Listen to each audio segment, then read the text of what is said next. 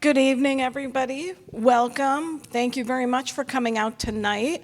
This is our third and final stakeholder meeting for the Charting PSL 2045, the Comprehensive Plan Update.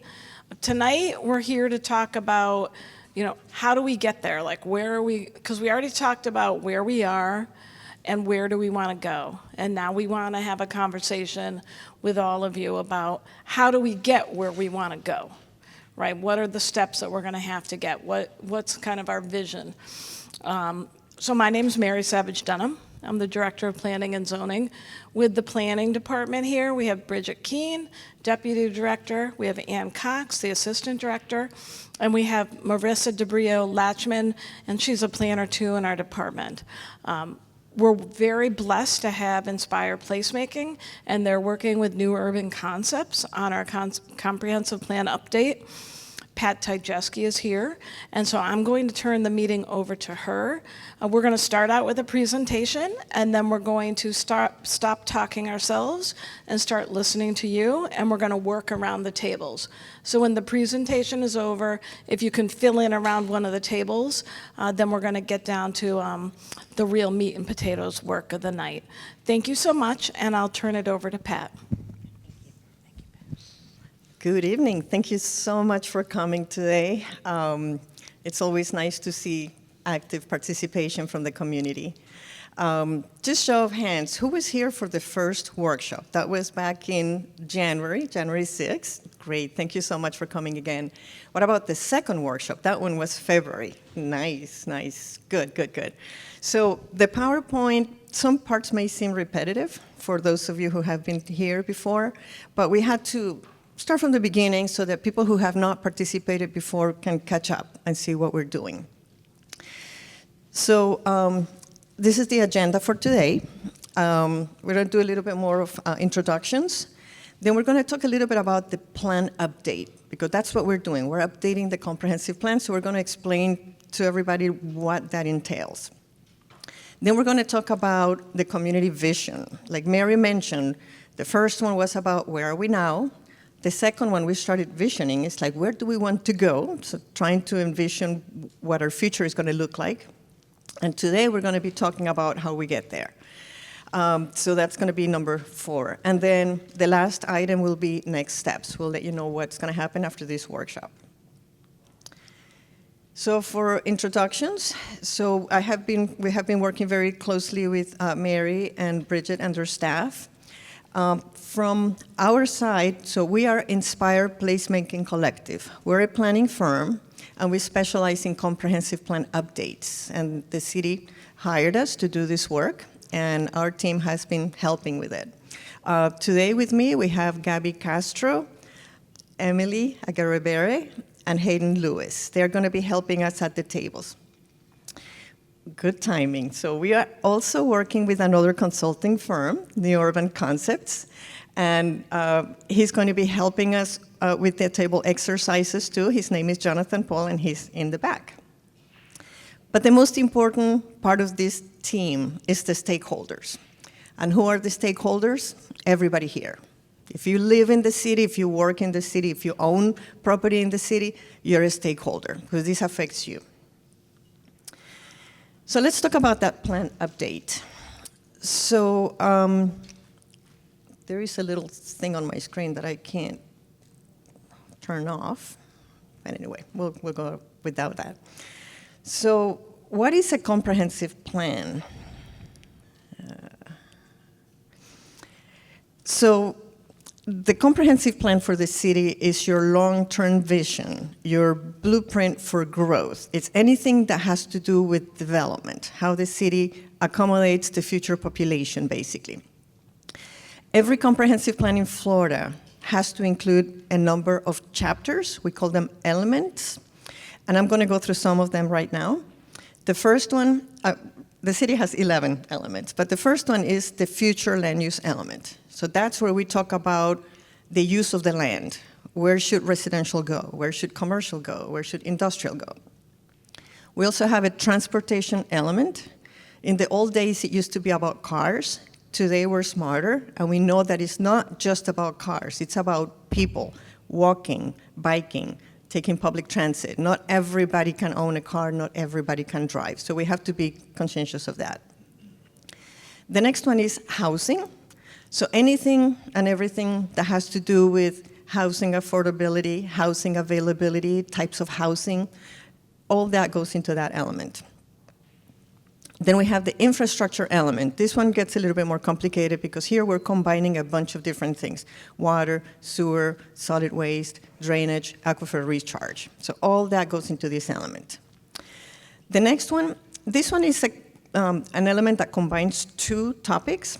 One of them is conservation. So when we talk about wetlands and floodplains and environmentally sensitive areas, all that is addressed in the conservation element. The second part is the coastal management element. And it's, when we think about the city of Port St. Lucie, most people think, but we're not coastal. Well, you're so close to the ocean and you have a river that goes through the city, we have to think about coastal management, how we're going to protect future investments and residents from the disasters that we're so used to seeing every year. The next one is intergovernmental coordination. So in order to address future growth, the city cannot do it by itself. They have to partner with the county, with the water management district, with the school board, all kinds of agencies that they need to talk to, communicate with, and coordinate with. All that is addressed in this element. The next one is the recreation and open space element, probably one of the most fun elements because it's about parks. How many parks we have, what types of parks are they, the tot lot, the neighborhood park, the regional park. So we address that, all those issues in that element. The next one is an optional element, meaning all the elements I have talked about before, those are required by state statutes. Now, the next one is the economic development. It's not required. So it's an optional element. The city decided that they are very conscientious about the fact that they want to have a sustainable community where people can work within the city, that we have high-paying jobs, that we have decent employment. So they dedicate a whole chapter of the comp plan to economic development. The next one is the capital improvements element. So when we talk about parks and recreation, we want cultural art facilities. When we talk about housing, how are we going to address, housing shortage? When we talk about transportation, do we need to build trails or sidewalks? This element, capital improvements, pretty much addresses how are we going to pay for all of it. So we talk about, how much money comes into the cities through taxes, grants, and all these monies, and how much we're going to have to spend in order to catch up or address the needs. The next one, this one is also optional. It's the public schools element. So the city is not responsible for providing schools, right? That's the school district. But the city knows that they have to coordinate with the school district if they want to have high quality education so that they can serve their residents. And the last one is property rights. So this is one of the newer ones. We didn't have to do this element in the old days, but a few years ago, the state decided that when it comes to development, all jurisdictions have to be aware of the residents and business owners, their property rights. So we cannot just go in and change everything and forget about the fact that you could maybe build a commercial establishment there before. Now we're going to change it to residential just because we want to. So sometimes when people come in and say, you have to change the zoning on that block, we have to talk about property rights. We cannot expose the city to lawsuits based on just changes that don't make sense. So when you put all those elements together, that's your comprehensive plan. So when we talk later today about strategies and vision, all that is going to go into the comprehensive plan. So why are we updating it today, or this year? So the state requires every single jurisdiction in the state of Florida to have a comprehensive plan. Whether you're a small city or a large county, a very urban area or a rural community, we all have to have a comprehensive plan. And every 7 years, we have to update those plans. Now, those updates in the past have been minor. Well, there was a change in statutes, we have to address that. This year, the state decided that we need to update the data and analysis because a lot of the counties and cities in the state were using very old data. And when you have old data, it's hard to justify your goals and objectives and policies. So the city, the last major update that they did was in 2012. That was a while back. And you guys know how much the city has grown in the past few years, in the past couple of decades. So the next update required by the state is 2026. So the city started way early because they didn't want to just do boom, boom, and done. They wanted to involve the community. As you know, we have been working with public involvement since late last year, just working on this update that is not due until 2026. Now, another reason why we want to do this update, in addition to meeting state statute requirements, is to revisit that community vision. Because again, like I mentioned earlier, we have grown so fast and so much that we want to see what do we need to change, how do we need to prepare for all that growth that keeps coming our way. And another reason why we needed to do this update is because the city has been focusing a lot lately on mobility, meaning transportation for all, making the city more walkable, more accessible, making sure that, kids, adults, the elderly have safe places to walk and circulate around the city. So we need to update that transportation element to incorporate those new policies. So I want to talk a little bit about the schedule. So I mentioned that we have been working on this since late last year. So we started actually in September. So we had kickoff meetings with staff. We talked about the goals of the project, what we needed to do in terms of meeting with the public, who was going to help us spread the word, and all that. And then we started having or working on that data and analysis for each element, collecting information, making sure we were very familiar with what was going on in the city. And then when you read stuff, when you talk to staff, that's not the whole picture. We need to reach out to the citizens, the users, to know exactly what's happening. So we started having meetings. We had briefings with the council members. Then we had stakeholder interviews. We met with about 30 people. Then we had our first workshop. This one was January 5th, or January 6th. And that's when we talked about where are we now. So it was a presentation about what we had found about the city at that time. Then later on, we had the Citizen Summit. Did any of you come to the Citizen Summit? Anybody? Good, good. It was amazing. We had thousands of people, and we set up where the pool tables are. And a lot of people came by, gave us input. We had boards, and it was really nice to see the involvement of the community. So right after that, we had our second workshop, and that's when we talked about where do we want to go. And we had boards, and we had exercises. People gave us ideas, and we'll talk a little bit later about those ideas. Then, based on that, we started working on that vision. It's starting to, crystallize. We're starting to see what the concerns are and what people want to see in the future.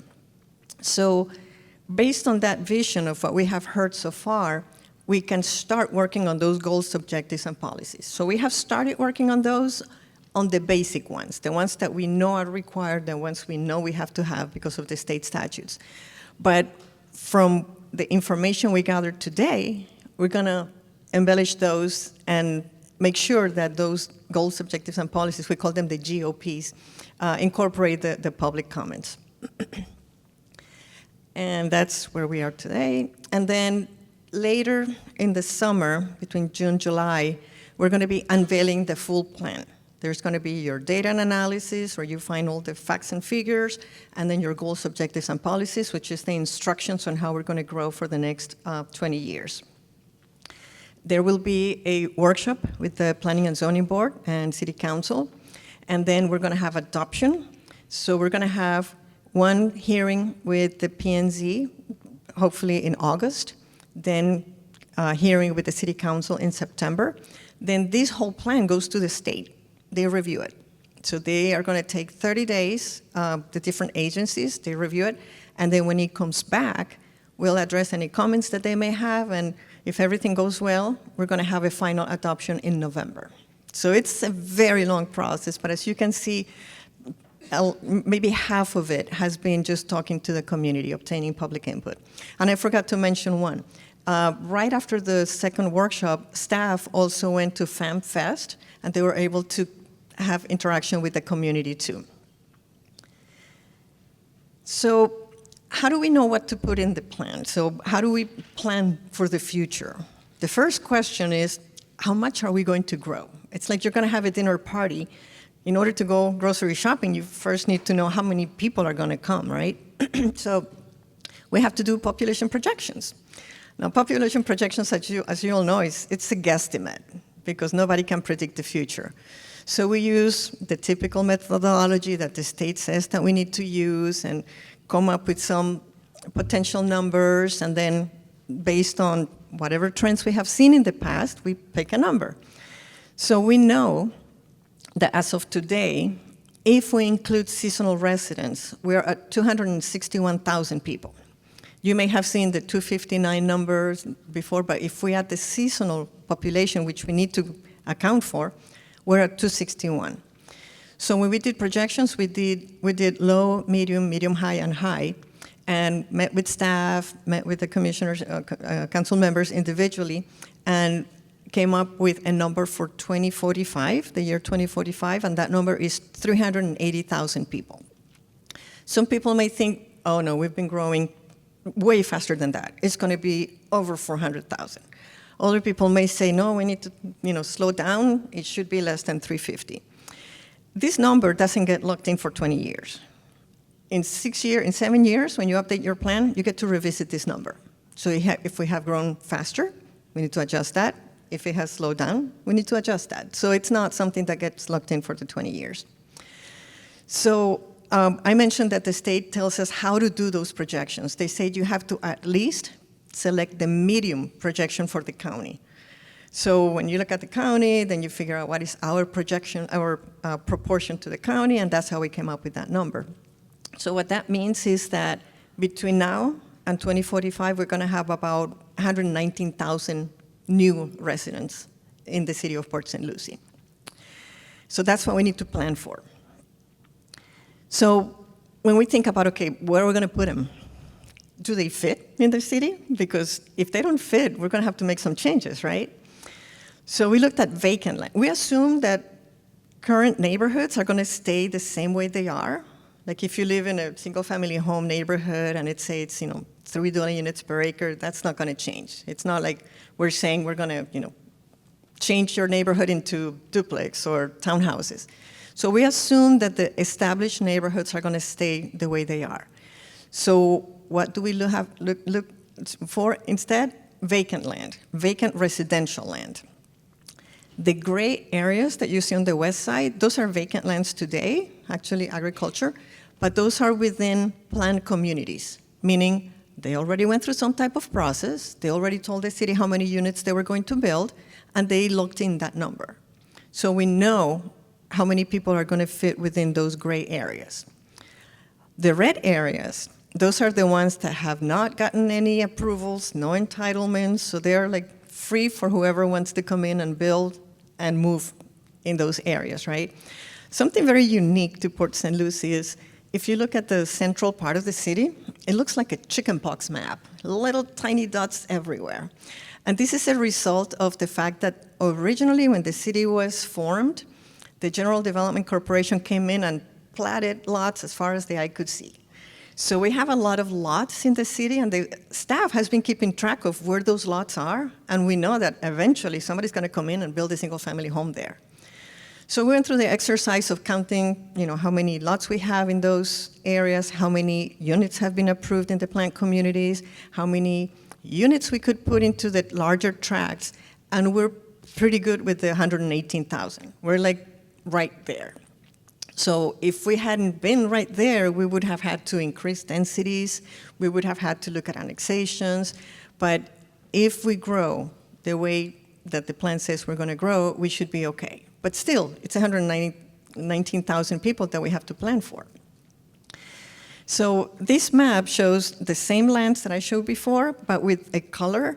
That color means the future land use map designation that we give to those properties, meaning you can have low-density residential or medium-density residential, or maybe it is a planned community. So basically, it tells us which areas are going to have more units or less units. So that's it for the plan portion. So let's talk about the community vision. Like I mentioned we have had all these workshops and trying to figure out the vision of the community that we're going to communicate to the elected officials. So just to sum up the input that we have received, in November, we started an online survey, and it was just asking questions about development, about growth, to see what people thought about that. We got 421 responses from that survey. And then we prepared a summary of what we heard, and that is available on the city's website. If you haven't visited the website, you can find that document there, as well as presentations from previous workshops and other information. In December, like I mentioned, we talked to stakeholders, about 30 of them. In January, we had 119 people for the first workshop. That was awesome. For the February Citizen Summit, like I mentioned, we have thousands of people come by. For the February workshop, we had about 49 people. We had a lot of input. And then for the FamFest, we calculate that hundreds of people went through. So from all those comments that we heard, we have a summary here in terms of what the vision, what people were thinking about for the future. We asked about growth, and people expressed concern about growing too fast. And we heard at some meetings, let's stop the growth. Well, we can't stop the growth. We can manage it. That's all we can do. The people have expressed fear of annexations, feeling like if we annex land, that means it's going to be more people, more units. But we all know that whether we annex it or not, development is happening because the county is also approving development, right? So if it is in the city, at least it gets developed based on city standards, and then they pay city taxes. So annexation can go both ways. When we talked about higher densities, asking people, where would you put high density if you were given the choice? And most people said that if we were to have higher density developments, they should be on the west side of I-95. There was very little interest in having higher densities within the core of the city, east of 95. We asked about non-residential uses because when the city was formed years and years ago, it was a lot of homes, mostly residential. Those people didn't make any plans for where are we going to put the schools, where are we going to put the shopping centers, where are we going to put the grocery stores. So it has been challenging to find land to put the Publix and the shopping center and the gyms and the personal services. It has been a real challenge. So we asked people, how do you feel about those non-residential uses? Where would you put them? And what we heard is that people would love to take all those underutilized, older shopping areas, redevelop them, refresh them, and use them for that purpose. They were fearsome that we would go and turn residential areas into commercial. They didn't want that. There is a lot of potential at the Walton and one site. And if you guys are not familiar with that, it used to be called the City Center, but it's a piece of property at the intersection of Walton and US 1. And the city owns a big chunk of that corner, and the plan is to create a downtown in that area. And if you haven't seen the plans, they are online, and it's really cool. It's a place where you can gather, and there will be a mix of uses. There will be recreation areas. So it has a lot of potential to become a place that we can all be proud of. People mentioned that healthcare and parks are missing in a lot of parts of the city, that they need to be distributed more evenly. And when it comes to housing types, there is a clear preference in the community for single-family homes, but some people realize that if we're going to have to address the housing affordability issues, we're going to have to look at other alternatives, a more diverse housing stock. Now, people mention annexations. The west side would be the most appropriate place to have things like townhomes, multifamily, 3 to 5 stories types of buildings. But then there was a preference, like talking about that Walton on one site, like if we're going to have mixed use, multi-story, that would be the best place to put it. If you're going to put apartments above commercial, that would be a good place for it. So that's something that we're keeping in mind. We talked about tiny homes, duplexes, accessory dwelling units. That's like the mother-in-law suite that you can have in the back of your house. There is some support for those some of those, but depending on where they are and depending on whether you can support them with adequate parking and access. So, they're a little bit tentative about that. And when it comes to transportation, we asked if you had perfect facilities for walking, biking, using public transit, which one would you use? And we heard that people would use bicycles and transit if they could rely on great facilities to do that. Like, I may love biking, but I'm not going to go bike on US 1 if I have to be, in the same lane with traffic, right? But if you have protected bikeways, shaded areas, would I do it? Of course I would. But then we still see a lot of dependence on the automobile, of course. So some of the ideas that we heard from the community, they do want to have walkable, low-scale downtown. They do want to have a place where they can get out of the car and do a wide range of activities. Maybe it's farmers market, and then some shopping, and then some restaurants, and some nature and culture and arts. People want to see that harmony between nature and development. Like, development is not all bad. If done properly, you can protect nature. We heard loud and clear we need to expand the arts and cultural amenities and events in the city. People want improved and expanded transportation options. As the city grows, we know more cars on the road, more time to cross the city from one side to the other. Many people were not aware of some of the developments that are happening around US 1 because they typically hang out on the west side. It's really hard to get to the east side. Preserving wildlife, expanding tree canopies, enhancing landscaping standards, and adding more neighborhood parks. So we heard a lot of arts, nature, mixed use. Another one was providing more programs and resources for the youth and the elderly. It was cute when we had the Citizen Summit, a little kid came to participate in one of the boards. And the question was, what do you love about your city? And this little girl came and said, parks. I love the parks. But then she had a but. But they're boring when there's nobody there. We all like to have that sense of community. If you go to a park, you want to see more kids in the park, right? If you go to downtown, you want to see more people downtown. Nobody likes to go to a restaurant when you're the only one there, right? Another visioning idea that we got is we need to have professional job opportunities here. Too many people going south to the Palm Beaches, too many people going out of the city, out of the county to look for good employment.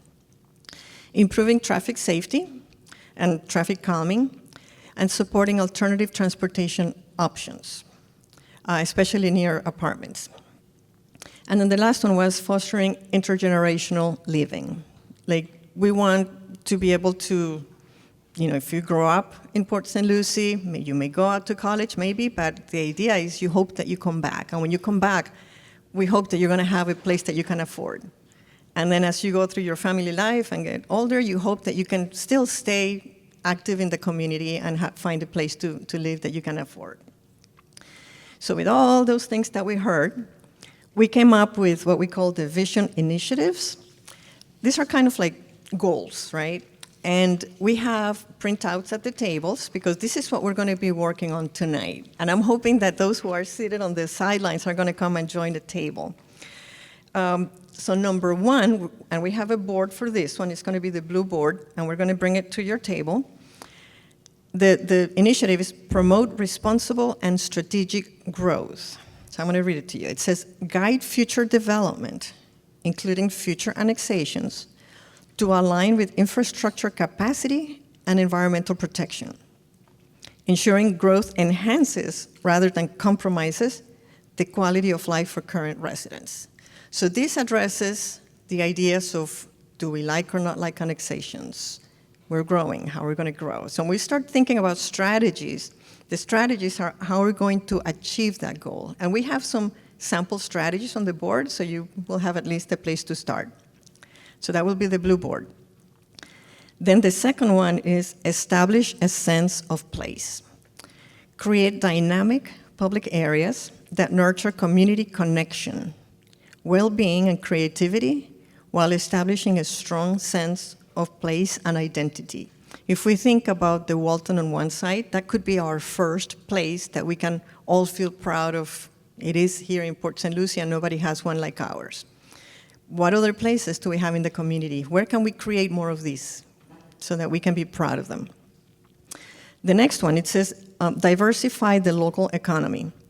Transform underutilized sites into vibrant mixed-use hubs and protect industrial and commercial lands from residential conversion to attract clean industries, better paying jobs, and support a diverse, resilient economy. So what this is about is, we have seen a trend, not just in Port St. Lucie, but everywhere in Florida, where we have so much demand for residential that the developers are coming and saying, I found 30 acres of residential, of industrial.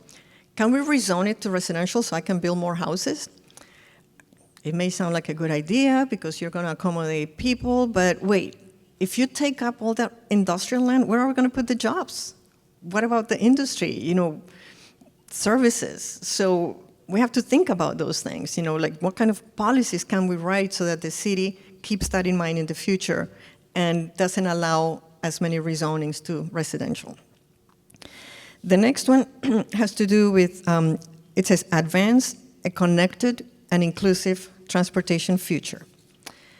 So here is, create a well-connected city by improving accessibility for all modes of transportation through an enhanced multimodal network that links neighborhoods, public spaces, and key destinations. I always love to give an example here, and we were talking about it on the way here. Gabby was talking about how when she was growing up, her grandma lived across a canal. If she wanted to walk to grandma's house, she had to go out 20 minutes just to get there, right, when it was just across the canal. And we see that with fences or, gated communities where if you want to walk to the school that is right next door, you still have to pretend like you're a car and drive on the streets to go all the way around. How do we fix that? In the core part of the city, we don't have that problem because we have a grid, but as new developments come in, if they create their own little worlds, not connected to everything else, what's going to happen to the rest of the roads? All the roads are going to be just overloaded. So as we approve new development, we have to make sure that there is connectivity. Everybody can communicate with everybody else. The next one, it says, foster housing diversity to improve affordability. So expand housing options to address affordability challenges, ensuring quality choices for residents of all ages and income levels. So we have talked about how not everybody can afford a single-family home. Some people can only afford a townhome. Some people may be able to afford a duplex. Where do we find them in Port St. Lucie? Do we want to be just a very homogeneous single-family residential community, or do we want to start seeing more options for the younger generation that wants to move back, or even the older generation that wants to age in place? And then the last one, preserve and conserve nature. So focus on safeguarding ecosystems and biodiversity through the protection of green spaces and natural areas, while also prioritizing the provision and maintenance of parks and recreation facilities to enhance the quality of life for all residents. Pretty obvious. We need the open space. We can't pave paradise, right?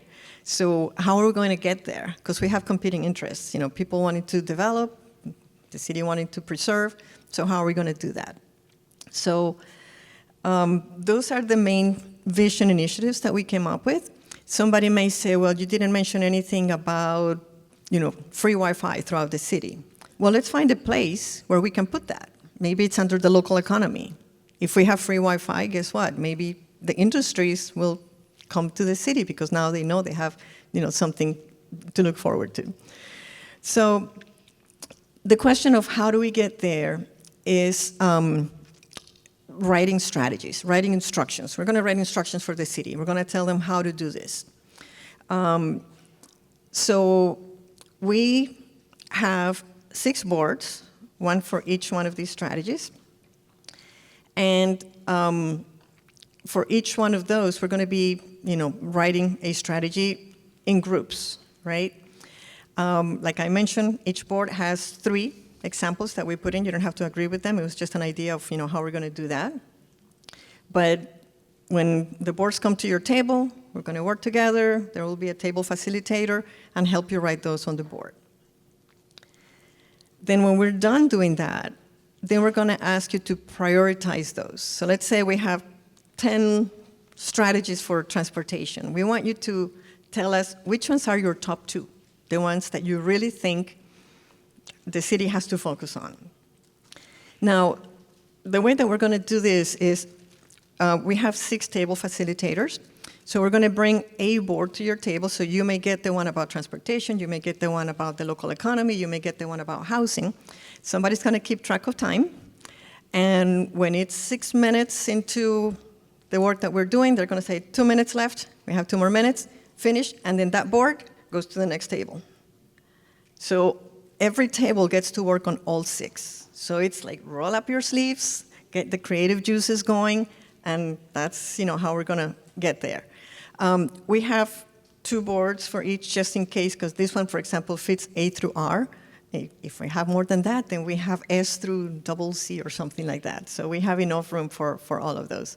And this is how you're going to be putting the dots on the boards later on. And before we do that, I want to tell you about next steps, because after we're done with all the tables and the dots, you'll probably leave, and I won't have a chance to tell you what's coming next. So we're going to have the planning and zoning and council workshop sometime in August. We have been emailing people, putting notices on the website, there has been press releases, so we'll let you know when that workshop is coming up. The idea of that workshop at that point is for them to discuss it. They may or may not allow public comment, that's up to them at that point, but the idea is that we worked on this together, now it will be going before them. Then the hearing for the Planning and Zoning Board is going to be sometime in August. Council public hearing number 1 in September. Council public hearing number 2 in November. There is a website, like I mentioned, QR code if you want to open your camera, and it has schedule, it has documents, past presentations, videos, a bunch of information. And if you want to just write down the address, it's cityofpsl.com/compplan. So either way you can get there. So I would like to ask those people who are sitting at the chairs, if you could please move to the tables. And I was going to ask if the Boy Scouts, if you want to stay in one table or if you want to spread out to see what the community is talking about. And I really appreciate you guys attending, because this is awesome to have the youth participating in this exercise.